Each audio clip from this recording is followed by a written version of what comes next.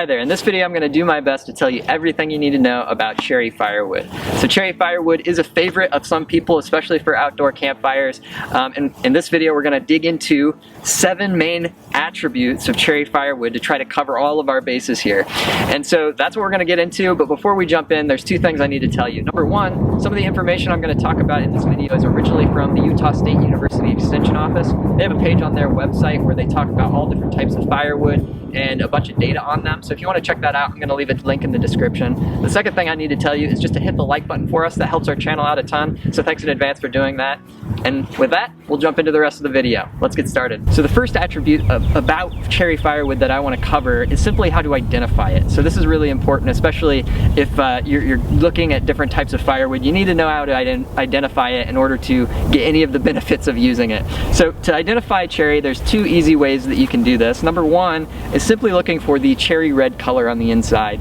Not a lot of wood have this sort of a cherry red color, especially in this area, this light reddish tone kind of throughout the wood.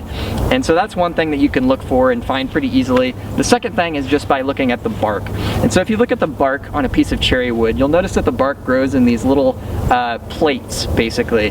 And you can also look for what are called lenticels, which are little horizontal, like dotted lines that go through the bark.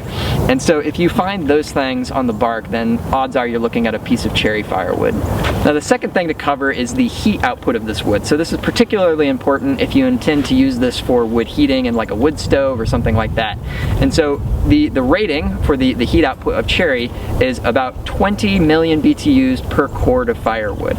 And so this puts it in a similar range of other firewoods like silver maple and sycamore, are kind of close to that same range, which does put it on the low end of heat output for hardwoods, compared with something that's at the high end like hickory or oak, which have a much higher heat output. Item number 3 for us to cover is the coaling properties of cherry.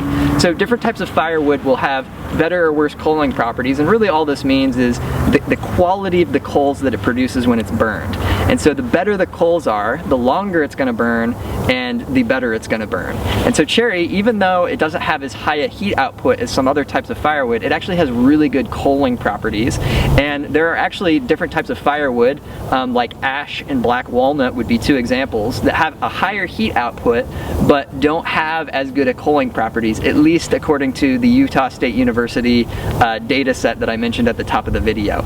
So does that mean that cherry is inherently a better firewood than something like ash? I wouldn't go as far as to say that, but good coaling properties is one thing that goes into the favor of cherry firewood. 4th item to cover is the smoke production and the sparking. So some types of firewood produce a lot of smoke, like pine tends to produce more smoke, and some types of firewood also spark. So this is particularly important if you have like an open air fireplace or if you're using like outdoor fire pits. And cherry doesn't really have either of those problems. So cherry doesn't produce very much smoke, and it also doesn't produce a lot of sparks. So that's something that's also in cherry's favor. Item number 5 is pretty straightforward. It's the difficulty or ease of splitting. So when it's dry, cherry is actually quite easy to split. So that kind of gives it a leg up on some other types of firewood. If you are hand splitting, like elm can be pretty tough to split, and so can sycamore. Those can both be pretty tough to split by hand. Of course, if you're using like a log splitter, then that doesn't matter to you as much, but it is kind of good to know, I think, that cherry is a pretty easy wood to split when it's dry. Item number 6 is how long it takes to season cherry firewood. So different types of wood will take different amounts of time to season, mostly depending on like the density of the wood.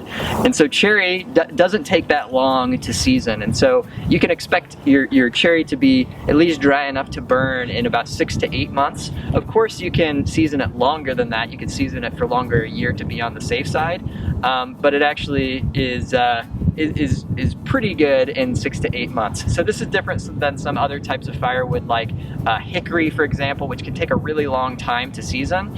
And if you want to learn more about how long it takes to season different types of firewood, then I'm going to put a card up here to a video that I did all about that you can check out.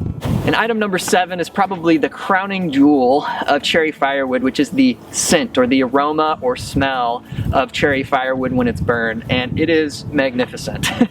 Cherry firewood makes a really nice smell, really nice aroma when you burn it, and that actually makes it some people's favorite type of firewood, especially for like outdoor campfires. Personally, my favorite smell for firewood is eastern red cedar or juniper. It's a type of juniper, and that's my favorite, but cherry is also very, very good. And people will even use cherry firewood for smoking meat. It is a fruit wood, of course, and so that's another thing to keep in mind is if you want a nice outdoor campfire, then cherry firewood is really hard to beat.